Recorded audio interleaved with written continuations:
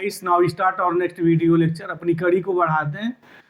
आइए इस क्वेश्चंस को अब सॉल्व करते हैं, देखते हैं ये क्वेश्चंस कैसे हैं। इस टाइप के जो क्वेश्चंस हैं बड़े इंपॉर्टेंट हैं। और एक बात और कि अब जो यूपी पीजीटी का जो मेरा एग्जाम होने जा रहा है ना, डेफिनेटली अब ऐसे क्वेश्चंस ही बनेंगे 10% नियर अबाउट, जो हमारे मॉडरेट और टफ के बीच में होंगे, और वही सिलेक्शंस भी देंगे, रैंक भी बनाएंगे। तो चलिए बिना टाइम गंवाए क्वेश्चंस को देखते हैं कैसे कैसे क्वेश्चन इस बार हम इस सीरीज में पिकअप किए हैं। क्वेश्चन नंबर हम पहले यहाँ सेकेंड से सॉल्व करेंगे, उसके बाद फर्स्ट की हम लोग बात करेंगे। कह रहा है कि let f such that R to R be a function such that f of x is equal to x cube plus x square f dash 1 x f double dash 2 plus f triple dash 3 x belongs R, then f of 2 की value पूछी जा रही है। ये function कुछ इस type का दिया हुआ है, देख रहे हैं कैसा दिया हुआ है क्वेश्चन ने। एफ ऑफ 2 की वैल्यू पूछी जा रही है। अगर एक्स इज इक्वल टू 2 यहाँ लिखेंगे तो फिर वैल्यू मिलेगी नहीं। तो ऐसे क्वेश्चंस को हम कैसे टैकल करेंगे, वो थोड़ी बात यहाँ देखिए। यहाँ जितने टाइम्स तक डिफरेंशिएशन दिया हो ना, जब भी इस टाइप का कोई भी क्वेश्चन हो, तो सबसे पहले फंक्शंस को उतने टाइम्स तक आप डिफरेंशिएट करिए। जैसे इस फंक्शंस को हम एक टाइम डिफरेंशिएट करने जा रहे हैं, फर्स्ट टाइम। तो अगर एक बार डिफरेंशिएट करेंगे तो क्या होगा, f dash x is equal to 3x square plus, ये तो एफ डैश 1 कांस्टेंट हो जाएगा, एक्स स्क्वायर का होगा 2x F dash 1 plus f double dash 2, और सिंस ये कांस्टेंट है तो इसका डिफरेंशिएशन वैनिश हो जाएगा। ठीक है, ओके। अब एफ डबल डैश 2 निकालिए, एफ डबल डैश एक्स, ये हो जाएगा हमारा 6x plus 2 f dash 1। Again ये कहानी इनकी फिनिश। एक बार और डिफरेंशिएट करिए, देखिए क्या आते हैं। जब एफ ट्रिपल निकालेंगे तो ये सिंपली 6 हो जाएगा, बाकी कहानी फिनिश हो जाएगी। तो एफ ट्रिपल डैश 3 क्या होगा भाई, ये तो कांस्टेंट हो गया ना, तो इसका मतलब कि ये जो वैल्यू होगी 6 होगी। एक तो वैल्यू आपकी आ गई। अब क्या करना है कि एफ डबल डैश 2 यहाँ है ना, एफ डबल डैश एक्स हमने निकाला है। अब एक्स की जगह यहाँ 2 लिख देते हैं, तो देखिए क्या आता है। अगर एक्स की जगह हम लोग 2 लिखेंगे तो क्या मिलने वाला है, f double dash 2 is equal to 6 और 2 हो गया 12 प्लस 2 एफ डैश 1। ओके, अब जरा यहाँ हमें किसकी तलाश है, एफ डैश 1 की तलाश है। ये जरा यहाँ एफ डैश 1 लिखिए, देखिए क्या आ रहा है। यहाँ एक्स इज इक्वल टू 1 हम सब्स्टिट्यूट करने जा रहे हैं, तो f dash 1 is equal to what, ये हो गया 3 plus 2 f dash 1 plus f double dash 2। अब जरा यहाँ देखिए, एफ डबल डैश 2 की जो वैल्यू है ये है, तो एफ डबल डैश 2 को यहाँ से उठा करके यहाँ लिख दिया जाए तो क्या मिलेगा, f dash 1 is equal to 3 plus 2 f dash 1 plus f double dash 2 is equal to 12 plus 2 f dash 1। जरा इनको सॉल्व किया जाए, 2 2 1 4 हो जाएगा, इधर आएगा तो -3 एफ डैश 1 हो गया, और 12 और 3 मिला के 15 हो जाएगा। दिस इम्प्लाइज एफ डैश 1 की जो वैल्यू आएगी वो -5 हो जाएगी। अब देखिए यहाँ क्वेश्चंस जो सेटर होंगे, जो भी क्वेश्चंस बनाएंगे ना, तो यहाँ एक क्वेश्चन से बहुत सारे क्वेश्चंस क्रिएट किए जा सकते हैं। तो हम सीरीज में ऐसे क्वेश्चंस को ही पिकअप करेंगे जहाँ एक क्वेश्चंस में बहुत सारे क्वेश्चंस बनने की संभावना होगी। अब इसी क्वेश्चन से कोई आपसे जो है एफ डैश 1 भी पूछ सकता है, तो एफ डैश 1 की वैल्यू जो होगी -5 होगी। बहरहाल यहाँ हमसे एफ ऑफ 2 पूछा गया है, तो एफ डैश की वैल्यू मेरी -5 हो गई। ओके, अगर एफ डैश 1 की वैल्यू -5 हो गई, तो अगर यहाँ मैं सब्स्टिट्यूट कर दूं तो एफ डबल डैश 2 भी निकाल सकता हूँ। तो चलिए एफ डबल डैश 2 पे आ जाइए, ये वैल्यू यहाँ सब्स्टिट्यूट करिए तो क्या हो जाएगा 12, और एफ डबल डैश 1 की वैल्यू है -5, ये हो जाएगा -10। तो इसकी जो वैल्यू होगी एफ डबल डैश 2 की, वो मेरी -2 आ जाएगी। ओके, एफ डैश 3 की वैल्यू 6 है। अब मुझे एफ ऑफ 2 चाहिए, तो अब यहाँ एक्स की जगह 2 लिख दीजिए, तो एफ ऑफ 2 इज व्हाट, यहाँ हो गया 8 प्लस एक्स स्क्वायर मतलब 4। एफ डैश 1 की वैल्यू हमने निकाली है, दिस इज द -5, तो this is the -5 plus x की जगह 2 लिखा है हमने 2 इंटू एफ डबल डैश 2 की जो वैल्यू हमारी निकली है वो वैल्यू आई है 2 plus f triple dash 3, third time differentiation at x is equal to 3, ये 6 है। तो अगर मैं इनको सॉल्व करूं तो क्या आएगा, ये हो गया 8 माइनस 20 और ये हो गया 4 और ये हो गया 6, तो ये हो गया 6 4 10, 10 8 18, -2 आएगा। इसकी जो वैल्यू होगी -2 होगी। और तो इसका जो बी ऑप्शन है this is the right here. Okay, आपने देखा इस टाइप की जो क्वेश्चंस हैं उसको किस तरीके से टैकल किया जाएगा, कैसे आप हैंडल करेंगे एग्जाम में। इस टाइप के क्वेश्चंस आते हैं तो किस तरीके से आप उसे सॉल्व करेंगे। अब हम लोग नेक्स्ट क्वेश्चन पे चलते हैं। क्वेश्चन नंबर फर्स्ट, ये जो क्वेश्चन है ऑलरेडी देखिए, ये बड़े अच्छे क्वेश्चन और ये पीजीटी का क्वेश्चन है। ये क्या कह रहा है कि roots of this equations belonging to domain of the functions is R. मतलब क्या है कि हमें उस रूट्स की तलाश है जिसके जो इस फंक्शंस के डोमेन में मिलेगा। तो मुझे दोनों निकालना पड़ेगा, एक बार इसका रूट्स निकालना पड़ेगा और एक बार इसका डोमेन निकालना पड़ेगा। तो डोमेन में निकाल लूँ, तो डोमेन कैसे निकालते हैं भाई, लॉग है ना, और लॉग किसके लिए डिफाइंड होता है, सबको पता है, log of F of x अगर गिवन है तो उस एक्स के लिए डिफाइंड होगा जहाँ F of x greater than 0 होगा, राइट। तो चलते हैं देख लेते हैं, पहले डोमेन निकालना, इस फंक्शंस का डोमेन क्या होगा। डोमेन कहेगा कि x square minus x minus 2 greater than 0 के लिए निकलेगा। तो जरा एक्स के लिए अगर सॉल्व करें तो क्या वैल्यू आएगी, x is equal to -1 plus minus 1 और प्लस 8/2 3 हो जाएगा। तो -1 प्लस माइनस 3/2, तो ये हो गया -2 और 2 में से 1 जा 1 हो जाएगा। तो क्या आएगा भाई, x plus 2 and x minus 1 this is the greater than 0। तो इसकी मीनिंग हो गई कि ये मेरा हो गया -2 और ये हो गया 1। ओके, तो -2, अब ये क्या ग्रेटर देन 0 का मतलब क्या है कि 1 से बड़ा अगर होगा तब ये ग्रेटर देन 0 होगा इसके लिए, राइट। और x लेस देन -2 होगा तब भी इसकी वैल्यू ग्रेटर देन 0 होगी। तो इसका जो डोमेन होगा वो क्या होगा, डोमेन ये हो जाएगा -∞ से -2 यूनियन 1 से इन्फिनिटी। -2 और 1 नहीं लिखेंगे क्योंकि वहाँ पर ये 0 हो जाएगा और log 0 की वैल्यू -∞ हो जाएगी, तो ये बवालों से दूर हो जाएंगे। तो जो इस फंक्शंस का डोमेन हुआ मेरा ये हुआ। अच्छा, इसको यूं भी लिख सकते हैं, पूरे रियल नंबर में से हम किसको काट दें, -2 और 1 को काट दें। सिंस 2 और 1 भी नहीं होना है तो फिर उनको ऐसे काटना पड़ेगा ना, -2 और 1 नहीं होना चाहिए, बाकी जितने भी रियल नंबर्स होंगे वे इसके डोमेन होंगे। अब यहाँ से देख लीजिए इसके रूट्स कौन आ रहे हैं, तो mod x है, तो mod x ऐसे इक्वेशन जब भी सॉल्व करिए ना किसी x ग्रेटर देन 0 के लिए पहले सॉल्व करिए, फिर उसके बाद क्या करेंगे x लेस देन 0 के लिए ना वो निगेटिव हो जाता है। जैसे देखिए यहाँ अगर x ग्रेटर देन 0 हम लिखेंगे तो ये इक्वेशन क्या होगा, ये इक्वेशन होगा 9x square minus 18x plus 5। अच्छा, x लेस देन 0 लिखेंगे तो क्या आएगा, 9x स्क्वायर, ये माइनस होगा तो ये मिलके प्लस 18x हो जाएगा और प्लस 5 0 हो जाएगा, ये हो जाएगा x लेस देन 0। चलिए सॉल्व करते हैं। तो x इज इक्वल टू कितना हो गया, -b, तो 18 प्लस माइनस b स्क्वायर, तो 18 इंटू 18 माइनस 4ac, तो 4 इंटू 5 इंटू 9 अपॉन 2a, तो 18 हो गया। ओके, सॉल्व करिए। अब ये हो गया 18 प्लस माइनस 18 दूना 36 में 4 9 36 में कॉमन ले लूँ तो 6 हो जाएगा यहाँ। तो यहाँ बच गया मेरा 9 और यहाँ हो गया 5/18 हो गया।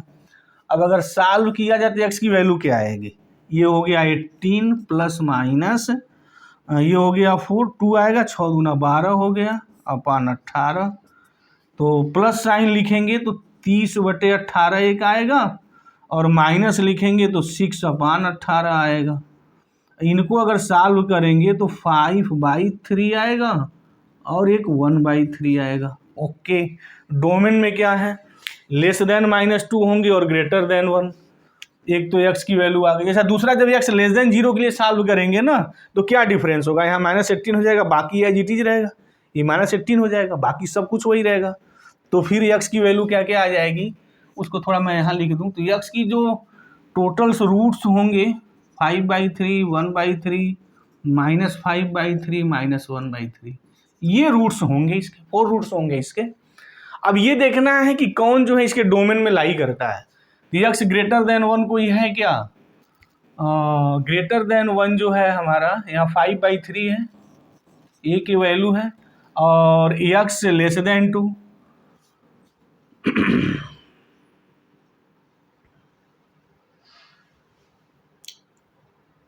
ओके, तो x ग्रेटर देन 1 जो आएगा, ये तो 1 पॉइंट समथिंग आएगा, तो ग्रेटर देन 1 इसके लिए वैल्यू मेरी पॉजिटिव आएगी। x ग्रेटर देन 1 लिखेंगे तो पॉजिटिव होगा, तो ये के रूट्स हो गया।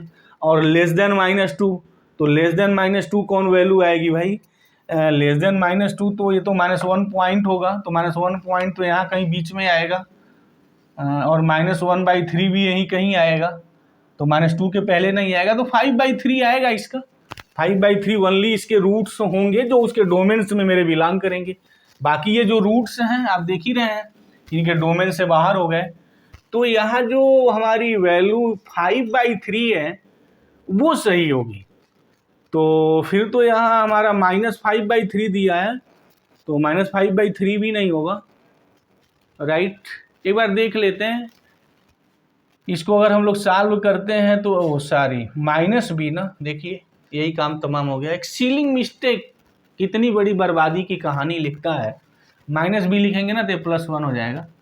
ठीक है, ये तो हमसे चीज़ हो जाएगी, बट एग्जाम में ये सब चीज़ें नहीं होनी चाहिए। उसके बाद 1 + -b², तो बाकी तो ठीक है, तो 1 ± होगा, तो ये नहीं होगा, तो फिर 3, 4 यहाँ +2 हो जाएगा, और यहाँ जो हो जाएगा -1 हो जाएगा। तो फिर नज़ारे बदल गए, तो फिर ये -2 हो गया और ये +1 हो गया। तो कहानी अब बदल गई ना इसके डोमेन की। अब डोमेन क्या हो जाएगा, मेरा -1 हो गया और 2 हो गया। तो -1 के पहले खोज लीजिए, बाकी यहाँ रूट्स तो यही होगा, वहाँ तो कुछ है ही नहीं। डोमेन आपका बदल जाएगा, -1 से 2 हो जाएगा। ठीक है, चलिए देख लीजिए क्या क्या मिल रहे हैं यहाँ। तो -1 से लेस जो होगा पॉजिटिव होगा, और 2 से ग्रेटर पॉजिटिव होगा। तो 2 से ग्रेटर तो यहाँ कोई मिल नहीं रहा है। अच्छा, -1 से लेस कौन मिलेगा यहाँ, ये -5/3, -1/3 तो यहाँ आ जाएगा। तो -5/3 एक इसका रूट्स है इस इक्वेशंस का, जो उस डोमेन में मिलेगा, ये होगा इसका। तो देख लीजिए जो मेरा -5/3 है, तो -5/3 C is the right one here, C होगा। केवल -5/3 ही रूट्स होगा जो उसके डोमेन में बिलोंग करेगा। ओके, मुझे उम्मीद है कि ये क्वेश्चन के पीछे जो लॉजिक और कंसेप्ट रही है, बात बिल्कुल समझ में आ गई होगी। अब कुछ क्वेश्चन थोड़ा और हम टेक्निकल और क्वेश्चंस को उठा रहे हैं। देखिए ये सारे के सारे यूपी पीजीटी के स्तर के हैं, वो 10% जो बार बार मैं कह रहा हूं, और वही आपके रैंक सुधारेंगे, सिलेक्शंस की दावेदारी तगड़ी करेंगे अगर इस टाइप के क्वेश्चनों पे आपकी प्रैक्टिस हो रही है। बाकी 89% जो यूपी पीजीटी में जो क्वेश्चंस बनने वाले हैं ना, वो तो सभी सॉल्व कर लेंगे अगर थोड़ी अच्छी खासी वो प्रैक्टिस कर रहे हैं। तो जो टाइम मैनेजमेंट है वो टाइम मैनेज कर सकते हैं, वहाँ उनको टाइम मैनेज नहीं करना है। वहाँ तो चीज़ें हैं, जबान पे पढ़ेगा आप फट दे हो गया। इस टाइप के जो क्वेश्चन है ना, वहाँ उसको टाइम मैनेज करना है। तो इस क्वेश्चन पे तो भाई टाइम मैनेज का सिर्फ एक ही तरीका है कि आप इस टाइप के क्वेश्चंस को लगाए रखें। अगर इस टाइप क्वेश्चंस आप नहीं लगा रहे हैं ना, तो फिर आप टाइम मैनेज नहीं कर पाएंगे। जैसे क्वेश्चन देखिए, क्वेश्चन पहले मैं थोड़ा लिख दूं। क्वेश्चन ये है कि द सम ऑफ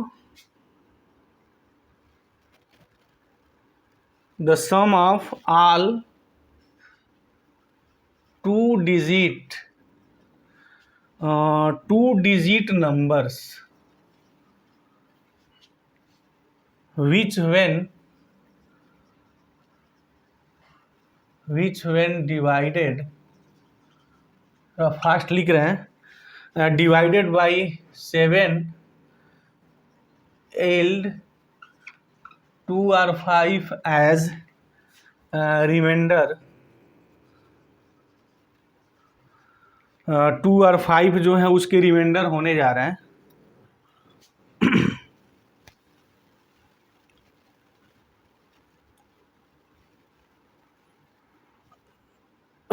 इज, तो कौन कौन है वो नंबर, संख्या क्या होगी उनका सम कह रहा है 1256 होगा, बी कह रहा है 1465 होगा, सी कह रहा है 1356 होगा, और डी यूपीपीजीटी वालों का बड़ा patent option not none of these.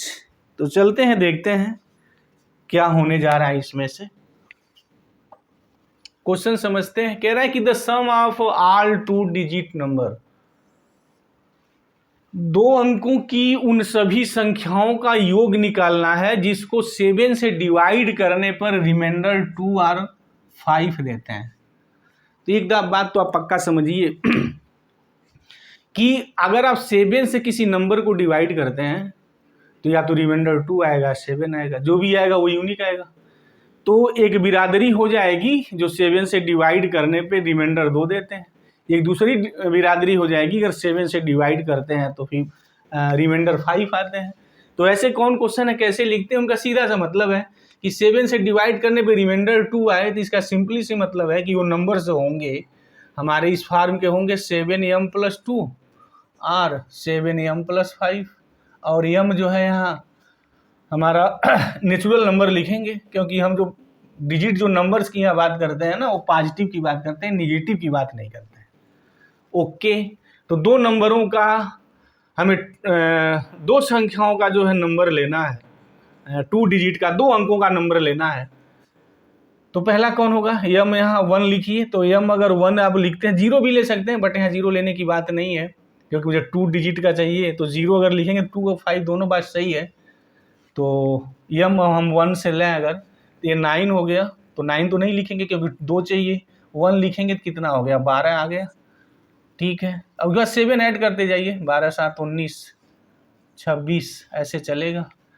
यहाँ अगर 2 लिखेंगे 7 दूनी 14 और 2 16 आएगा, उसके बाद 23 आएगा एंड आर्ट्स 1।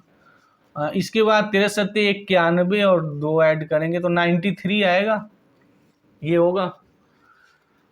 और ये जो आएगा 96 आएगा। ठीक है, यानी 7 से अगर डिवाइड करेंगे, क्योंकि ये 2 अंक का है, इसके बाद तो 100 हो जाएगा ना, 100 के पार चले जाएंगे।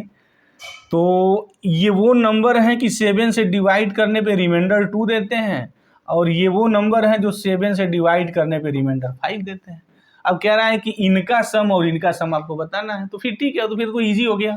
फिर ये मेरी क्या है, आपका निकाल सकते हैं कि ये मेरी AP है, और इसमें अगर कुल टर्म्स का नंबर अगर निकालते हैं इस फार्मूले से Tn = A + n - 1 × D, तो कितना आएगा, Tn हो गया 93, A हो गया 16 प्लस n पता करना है, D 7 है तो 7n - 7, ये हो गया आपका 9, और यहाँ जाएगा 84 हो गया 7n, दिस इम्प्लाइज n 12 7 84 12 होगा।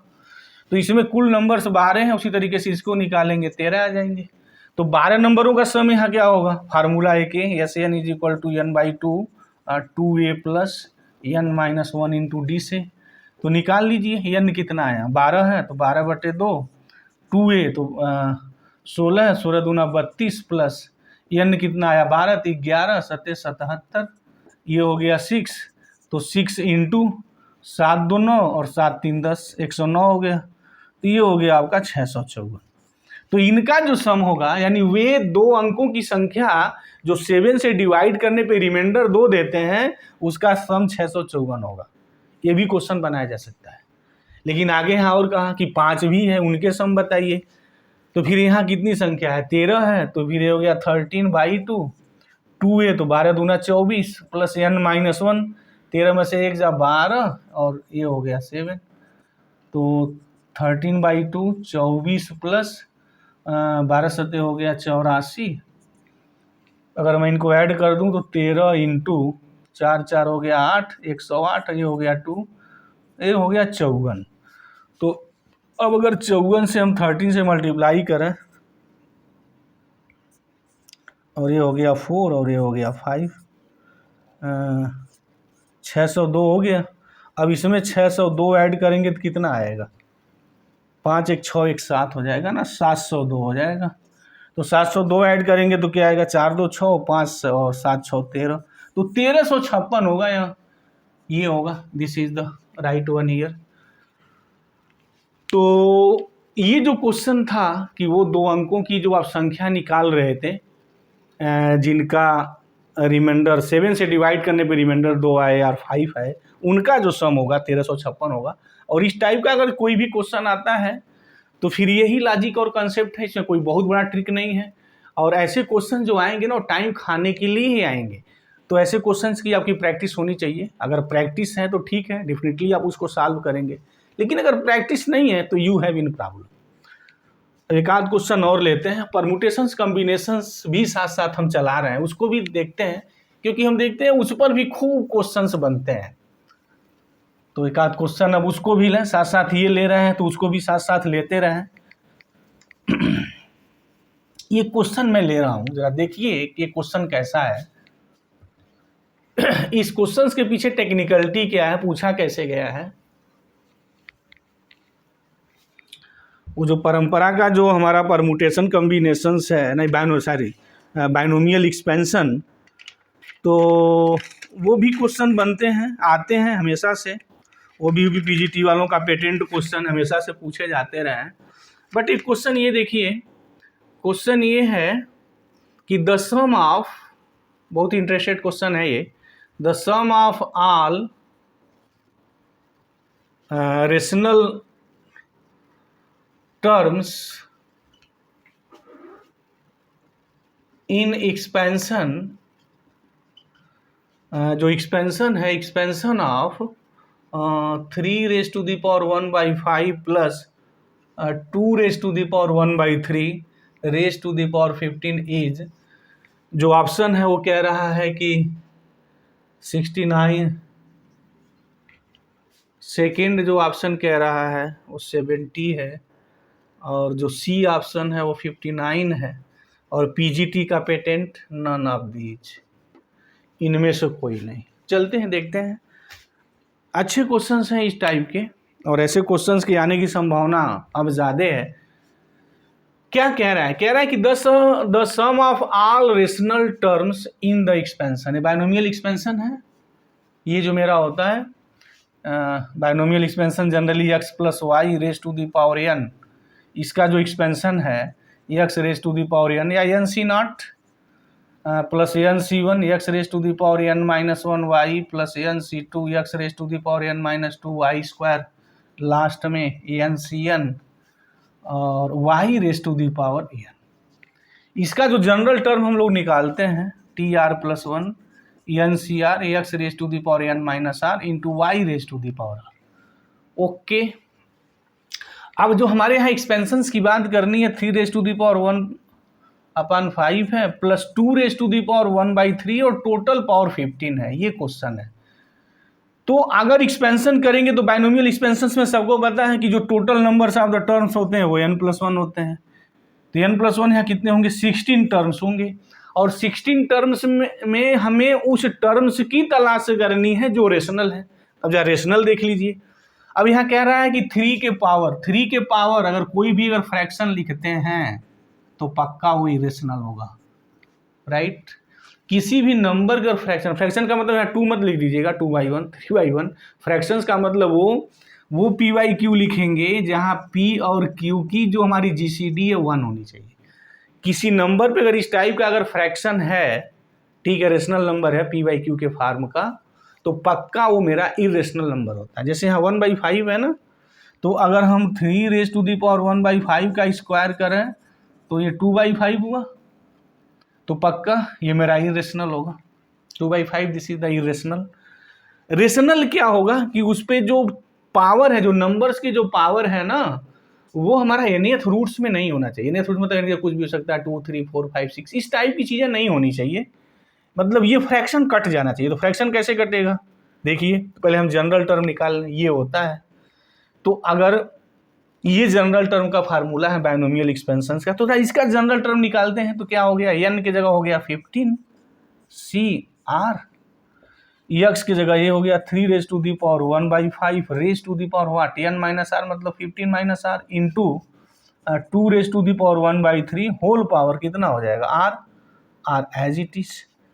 तो अगर इसको हम सॉल्व करें तो 15 CR हो गया, 3 रेज टू दी पावर कितना हो गया, तो ये हो गया 15 minus r/5 into 2 raise to the power r/3। Okay, अब देखिए, या थोड़ा मैं और इसको कायदे से लिख दूं थोड़ा, 3 रेज टू दी पावर अलग अलग, तो ये हो गया 3 into 3 raise to the power minus r/5 into 2 raise to the power r/3। ठीक है, ये तो r की कोई भी वैल्यू लिखेंगे, definitely this is the rational, right. NCR for each n and r is rational, ये भी रेशनल है। लफड़ा अब यहाँ होने जा रहा है, ये रेशनल होने चाहिए, तो रेशनल कब होगा, जब 3 और 2 के पावर क्या होगा, हमारा इंटीजर होगा, या नेगेटिव इंटीजर भी से कुछ भी हो सकता है, मतलब ये कट जाना चाहिए, r जो है 5 से कट जाना चाहिए और ये r 3 से कट जाना चाहिए। तो 5 और 3 से कटने वाले नंबर r के कौन होंगे, उनको तलाश कर लीजिए। एक तो पहले 0 होगा, अगर यहाँ 0 लिखेंगे तब भी कैंसिल हो जाएगा, और दूसरा एक मेरा 15 होगा, ठीक है। 30 भी होगा r, तो लेकिन r 30 बाहर हो जाएगा, r 30 नहीं लिख सकते हैं, क्योंकि r की जो मैक्सिमम मेरी लिमिट है, इसमें कितने नंबर्स ऑफ द टर्म है, 15 है, तो 16 होंगे। तो r जो मैं मैक्सिमम है यहाँ 15 लिख सकता हूँ, इसके बाद नहीं लिख सकता हूँ। कटने के लिए तो 30 भी होगा, ठीक है, 45 भी होगा, लेकिन वो r नहीं लिखा जा सकता है। क्यों नहीं लिखा जा सकता है, वो यहाँ से ना पता करेंगे यार, TR+1 कितने numbers of the term binomial extension होते हैं, n+1, तो यहाँ कितने होंगे, 15 है, तो 16 होगा। तो r कहाँ से लिख सकते हैं, r0 मतलब फर्स्ट टर्म, और r15 मतलब 16, तो ये वैल्यू लिख दीजिए। और मुझे किनका तलाश करना है, सम करना है उन टर्मों का जो रेशनल है। तो कौन कौन से हुए, तो एक तो पहला आ गया r, यहाँ 0 लिखेंगे तो एक तो T1 आ गया, और प्लस जब r आप 15 लिखेंगे तो T16 आ गया। तो लिख दीजिए, यहाँ r की जगह 1 पुट करिए, बट हो गया, r की जगह जब 1 पुट करेंगे तो 15C1 3 raise to the power 3, r की जगह 0 लिखना है तो फिर तो ये 1 हो जाएगा, प्लस अब r की जगह एक मुझे 15 लिखना है, तो 15 लिखेंगे तो 15C15 into 3 raise to the power 3, और यहाँ अगर 15 लिखेंगे तो फिर क्या आएगा, यहाँ -3 हो जाएगा, 3 raise to the power -3 into 2 raise to the power, यहाँ 15 लिख रहे हैं तो ये मेरा 5 हो जाएगा।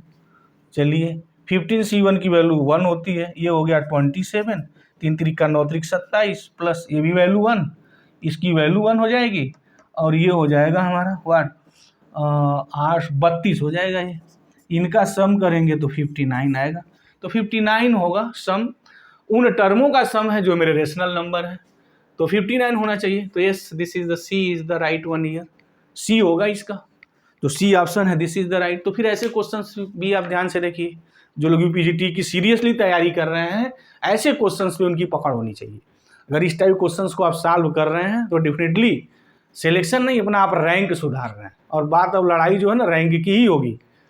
इसके बाद भी अगर कोई डाउट है कमेंट बॉक्स में जाएं, आप कमेंट करें, हम उसका जवाब देंगे। तो थैंक यू गाइस, जय हिंद।